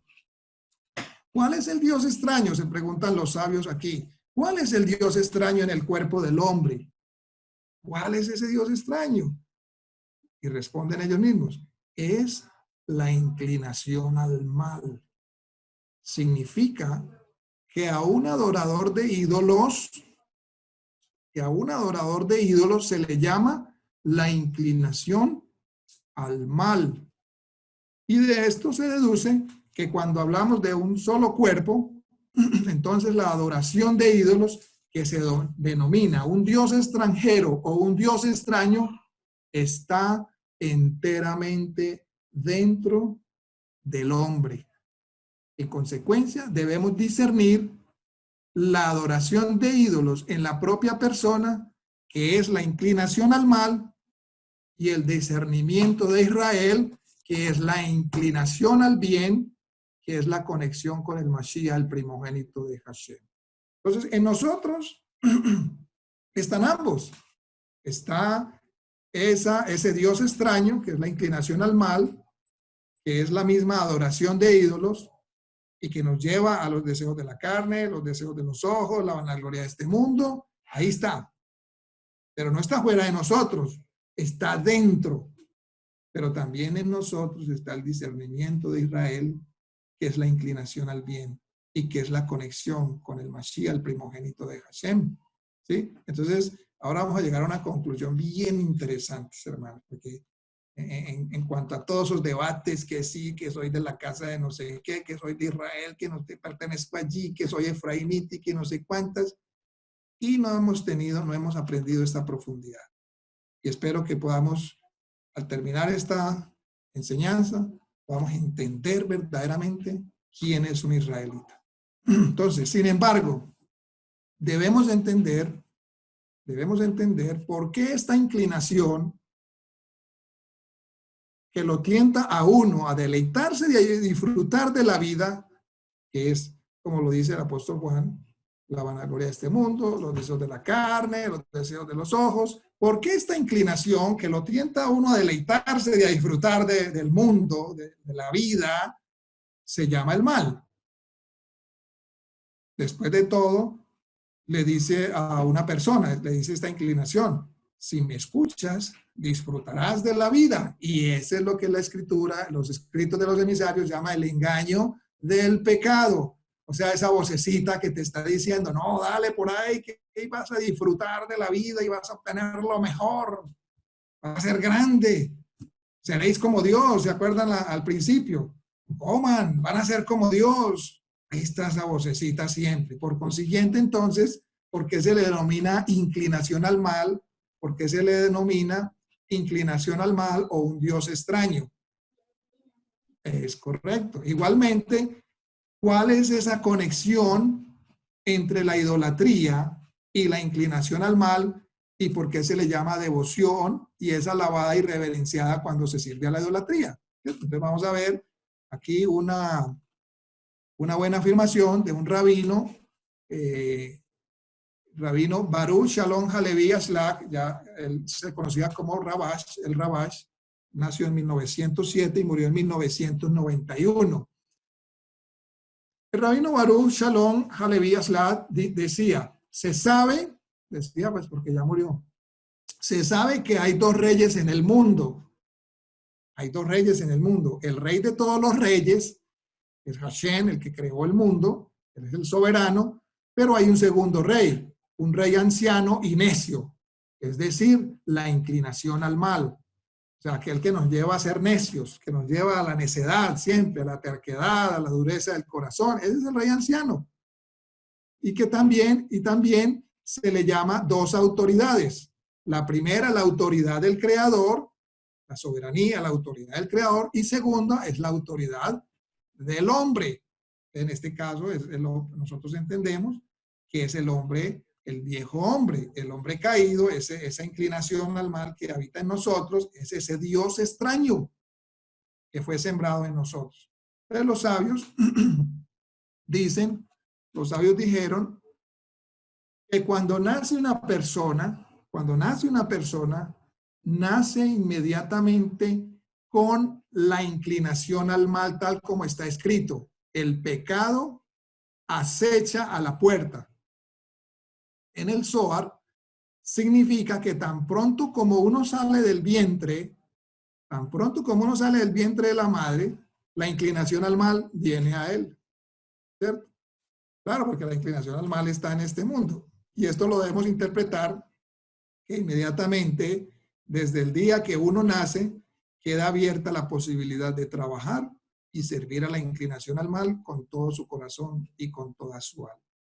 ¿Cierto? Entonces no es que nosotros venimos con un pecado capital y por eso se nos va a condenar y a juzgar, sino que cuando nacemos acá ya queda abierta esa posibilidad de trabajar y servir a la inclinación al mal con su corazón y su alma, y efectivamente pues no necesitamos irnos muy lejos.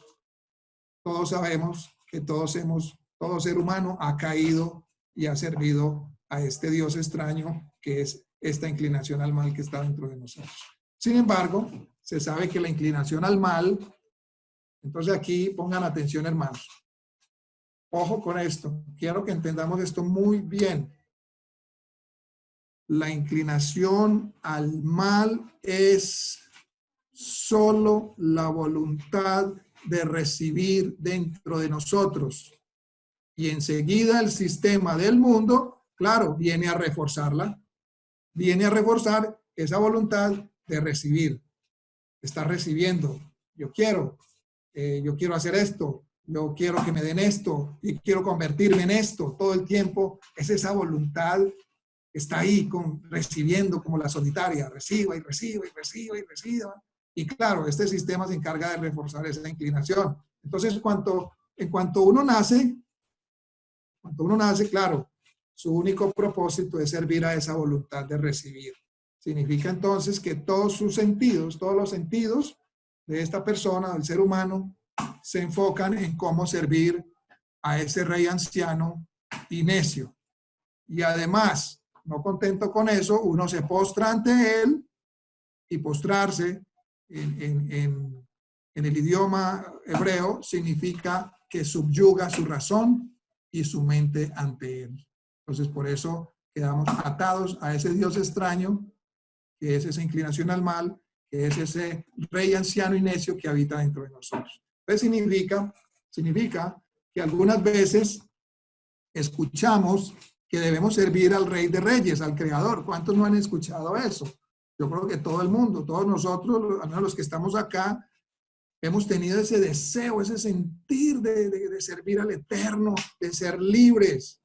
Pero algunas veces la mente y el corazón, entonces resuelven que la razón por la que nacimos no es para servir a la voluntad de recibir, es decir, yo no nací para servir al mal, para servir a la esclavitud, para servir al pecado, a la inclinación al mal, que es esa, en otras palabras, es la egolatría, ¿cierto?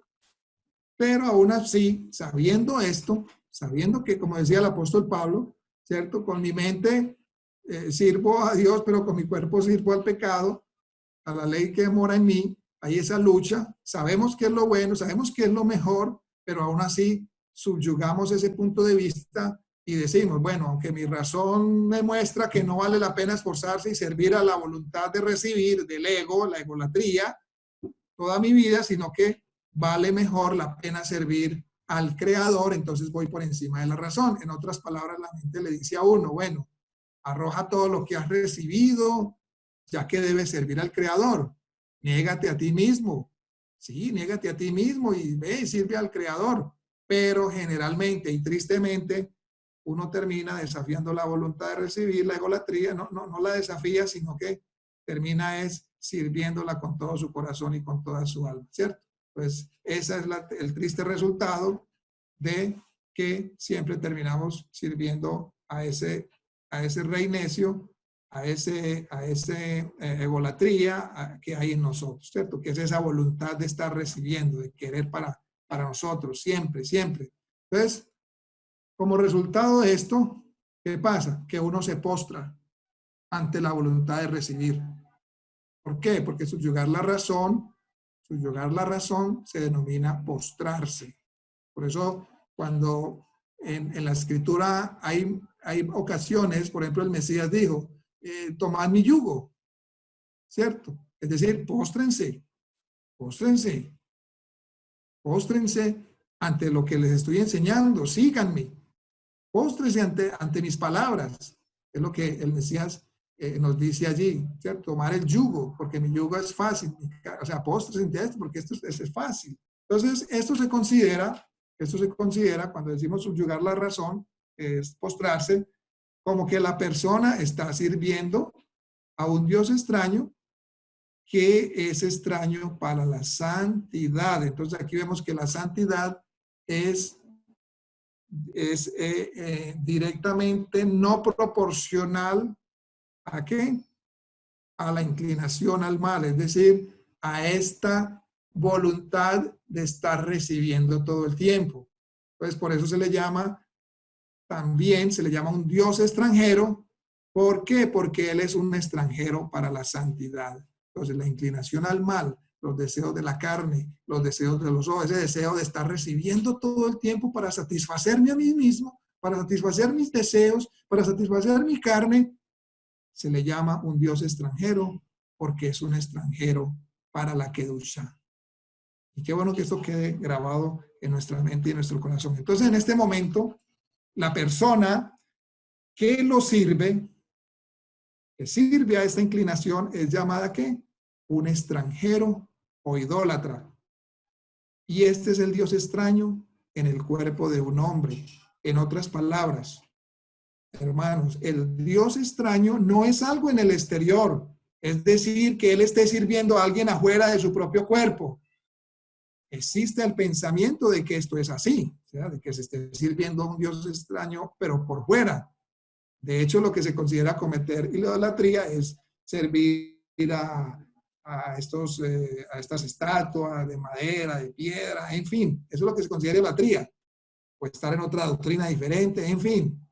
Pero más bien, al servir y trabajar para su propio cuerpo, llamado la voluntad de recibir, que no es otra cosa sino la egolatría, que está dentro del cuerpo, del tuyo y del mío, a esto es a lo que se le domina, que él está cometiendo idolatría. Y a esa persona se le llama un extranjero o un idólatra. Y esto es así porque él no tiene conexión a la Kedushá, a la santidad, ya que Kadosh, santo, se llama al Creador, como está escrito, tú serás santo porque yo, el Señor, soy santo. Significa, serás dedicado, como está dicho, ya que el Creador es el otorgante, Él es el dador. Aquí ya vamos a entrar ya en lo definitivo, que quiero que quede muy claro. Ser dedicado, como está dicho, el Creador es el otorgante, Él es el que da. Y para nosotros poder tener esa adhesión, aferrarnos, en hebreo se llama debekut, para tener esa unión con Él, que es lo que se llama equivalencia de forma, que es semejanza, aquí entramos ya en algo muy conocido para nosotros, equivalencia de forma, es decir, imagen y semejanza. ¿Y quién fue creado según la imagen y semejanza? El Mashiach, ¿no? Entonces, para nosotros poder entrar en esto, en este debekut, o en esta adhesión, en esta unión, la persona, tú y yo, debemos ser también un otorgante, así como nuestro Padre es otorgante, o sea, dador, y a esto se le llama Kedushá, santidad. Es como si el Eterno estuviera diciendo, sean otorgantes, sean dadores, porque yo soy dador.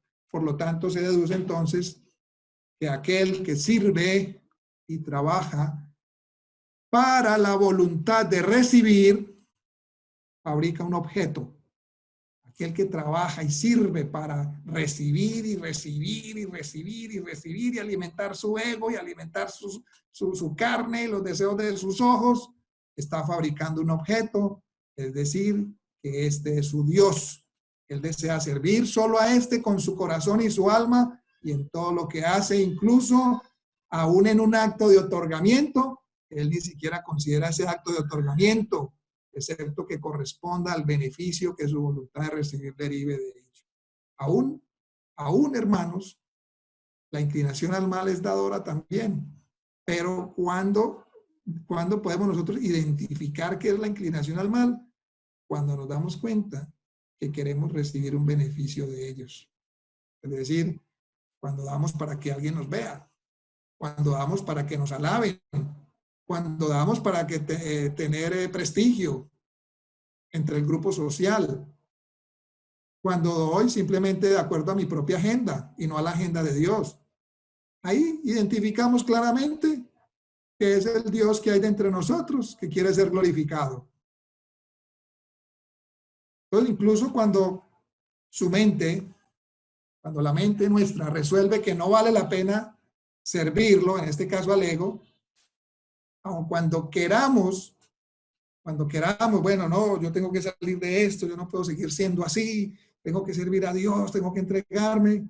Aún así, hermanos, no tenemos el poder para superar a ese Dios como está escrito en Romanos 7, ¿sí? Miserable de mí, ¿quién podrá librarme de este cuerpo de muerte? ¿Cierto? Entonces, aunque querramos, no podemos liberarnos de ese poder que hay en nuestros miembros, de servirnos a nosotros mismos, de satisfacer esa carne, de satisfacer el deseo de los ojos, de satisfacernos conforme a la vanagloria de este mundo. No podemos liberarnos de aquel a quien hemos estado sirviendo desde el día que nacimos. Y no hay razón en el mundo que pueda apartarnos y separarnos de esa adhesión, de ese apego a la que hemos estado unidos desde el día que nacimos. Y es a esto, mis hermanos, a lo que se le llama un gentil o un extranjero. ¿Estamos entendiendo hasta acá? Es a esto a lo que se le llama un gentil o un extranjero. Entonces, aquí no es ponernos una cobertura y decirnos yo ya soy de Israel, yo soy de la tribu tal o pascual, o yo ya soy efraimita, esto y lo otro. Esto va más profundo, hermanos, porque aún con todas esas cosas, usted y yo podemos ser todavía gentiles o extranjeros sirviendo a un Dios extranjero que está dentro de nosotros. Entonces, Israel, ¿qué significa Israel? ¿Cuál es el significado de Israel? Israel es lo opuesto a un Dios extraño.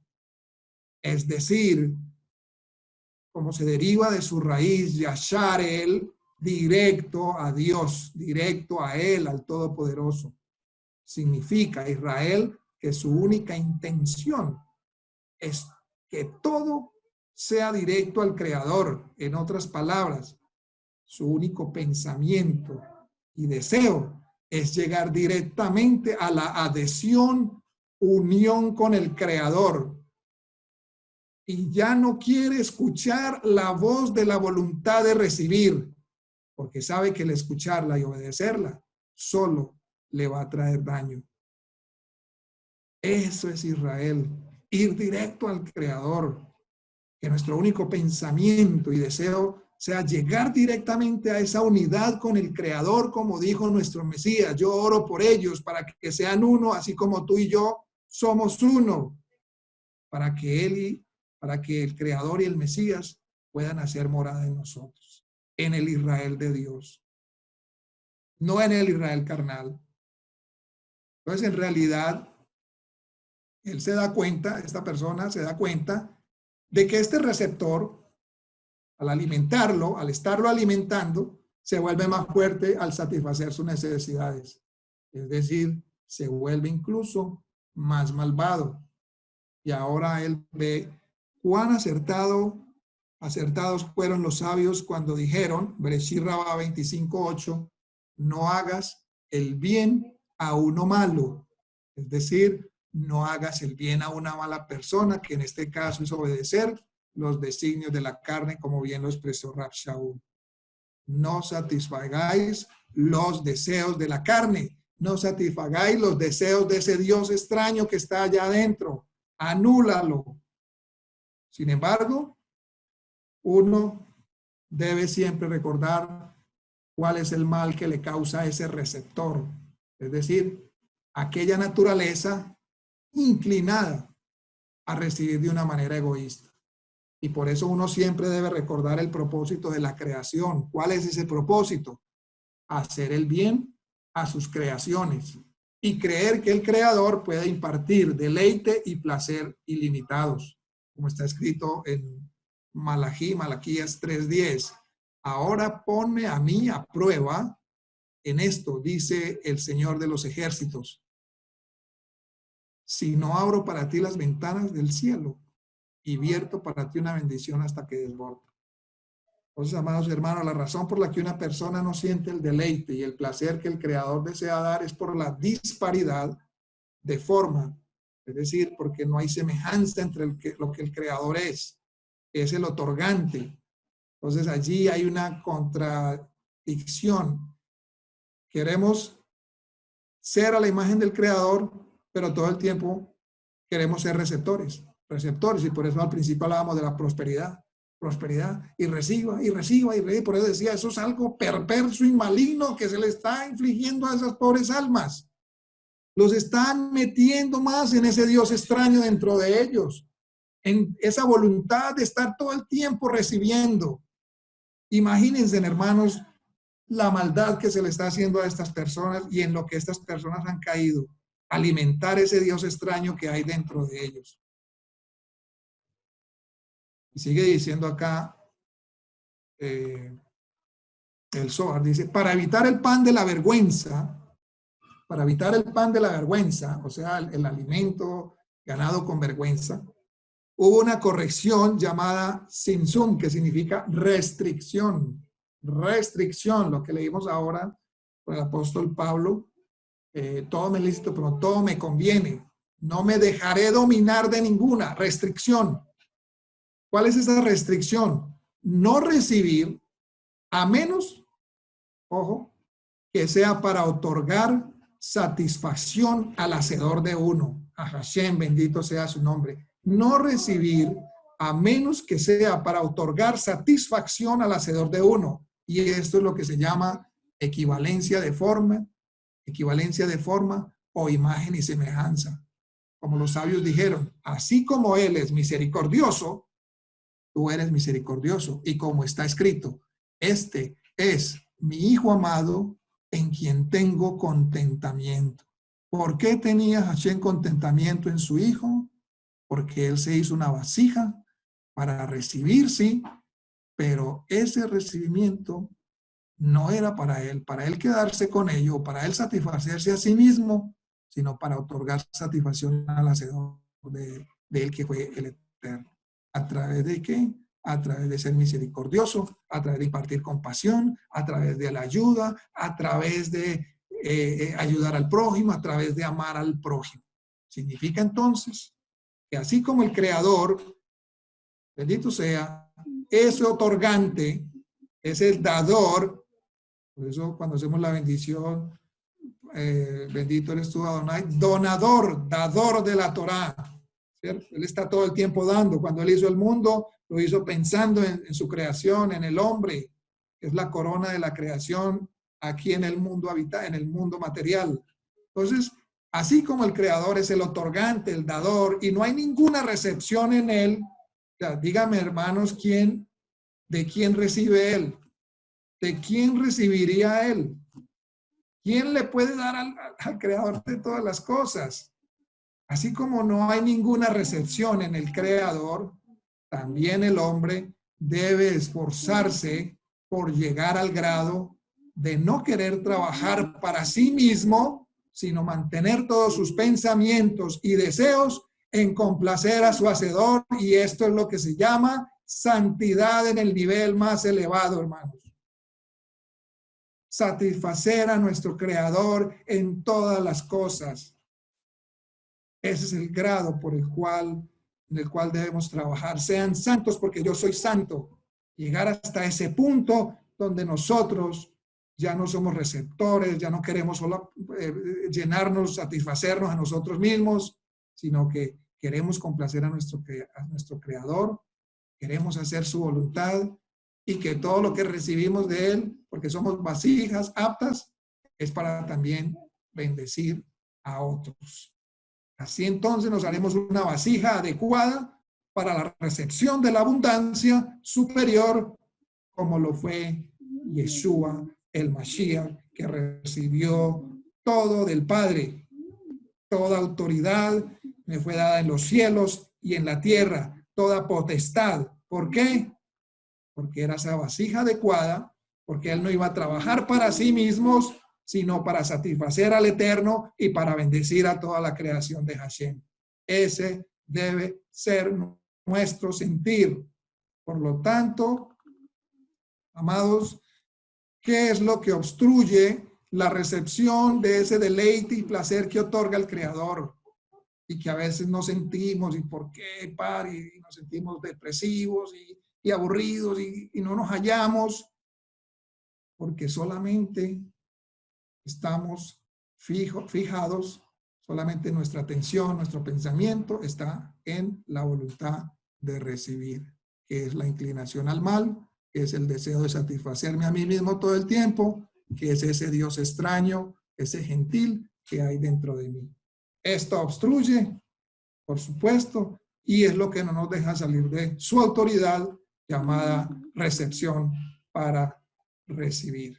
Entonces, cuando una persona llega a darse cuenta de esto, mis hermanos, por eso les decía que pusieran mucha atención en esto, cuando nos llegamos a dar cuenta de esto, de una manera profunda, que nuestro receptor es el mal en nosotros, y realmente queremos ser Israel en el sentido profundo, y como muy bien lo expresó nuestro hermano José Alberto, penetrar las esferas espirituales, luchar contra ese receptor, así como Jacob luchó contra el ángel, y penetrar en esas esferas espirituales y ser como el Creador, no obviamente ser como Él en el sentido, decir completo la palabra, no, ser a su imagen y semejanza, ser como Él en su modo de ser, sed santos porque yo soy santo, sean dadores porque yo soy dador, cuando queremos ser ese Israel, es decir, ya no queremos cometer idolatría, ya no queremos estar bajo esa voluntad receptora, bajo ese Dios extraño,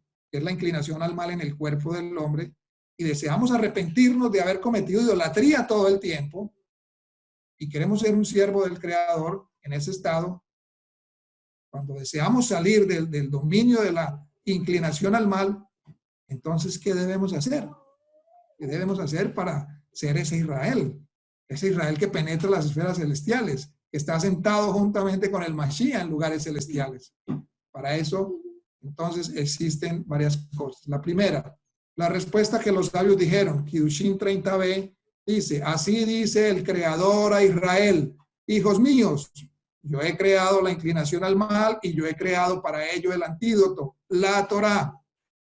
Si te dedicas a la Torá, no serás entregado a su mano. Y si no te dedicas a la Torá, serás entregado a su mano, como está escrito, el pecado acecha la puerta. En otras palabras, solo en la dedicación a la Torá que nos fue revelada en carne, en la persona del Mashiach Yeshua, tenemos el poder de salir del dominio de la inclinación al mal y entrar en la Kedushá, santidad, es decir, de pasar de ser receptores a ser otorgantes, como nuestro Padre que está en los cielos. Y dice en la Didaje es un documento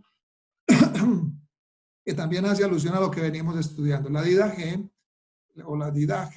se le conoce como la doctrina de los 12 apóstoles para las naciones. Se cree que se escribió más o menos en el año 40 después del Mesías y que fue encontrada en el siglo XIX en un monasterio del monte Sinaí. ¿Cierto? Se cree pues que fue redactada para las naciones, pero hay algo allí bien interesante. ¿Cierto? No vamos pues a profundizar en si fue o no fue. Dice la Didaje, numeral 5, la Didaje, en el numeral 5 está escrito, en el punto número 5, dice, da a todos los que te pidan. Esto lo dijo el Mesías. O sea, al que te pida, dale. Da a todos los que te pidan. Y no lo reclames después. O sea, no le reclames después nada. Te pidió, dale. Porque el Padre quiere que se dé a todos de sus propias dádivas. Dichoso el que da según el mandato, porque es inocente. Que alguien te pidió, dale. Que el Eterno quiere que le des, no le reclames nada, porque acuérdate que tú eres un otorgante como yo en los cielos. Yo soy otorgante, yo soy dador, tú eres dador, otorgante, tú has participado de la santidad. Dichoso el que da según el mandato, porque es inocente. Ya, hasta ahí llegó. Esa es nuestra función, ser dadores. Y luego dice la Didaje, dice, ay, empero del que tome, porque quien tome por necesidad es inocente, mas quien no tuviere necesidad habrá de dar cuenta de por qué tomó y para qué. Le tomarán preso y le interrogarán de lo que hizo y no saldrá de allí hasta que haya devuelto el último céntimo. Les parece conocida esta última expresión, ¿no? Entonces, refiriéndose acá a la persona que pide, a la persona que pide, dice, ay del que tome, en este caso el que pidió, porque quien tome por necesidad Listo, muy bien. Estaba necesitado, es considerado inocente. Pero si pidió y no tenía necesidad, esa persona, porque estaba engañó al que le dio. Habrá de dar cuenta de por qué tomó y para qué. Le tomarán preso, le interrogarán de lo que hizo y no saldrá de allí hasta que haya devuelto el último cento. Entonces, ya para terminar, mis hermanos, hay una costumbre muy bonita en Yom Kippur de vestirse con blanco, con ropas blancas, simples, y es para recordar lo efímero de la vida y la pureza con la cual debemos vivir en todo tiempo, representada por el color blanco. La persona debe despojarse de sus tendencias materialistas, es decir, de esa voluntad receptora de la cual venimos hablando, que a veces lo recubren cual ropa y le impiden percibir con su cuerpo la generosidad y la pureza. Que Hashem nos ayude, hermanos, a asimilar todas estas palabras, todas estas verdades, a ponerlas en práctica para ser como nuestro Padre, participantes de esa naturaleza, de esa santidad que es el ser otorgantes, el ser dadores en todo tiempo. Gloria sea a su nombre, Baruch Hashem. Aquí terminamos ya esta enseñanza.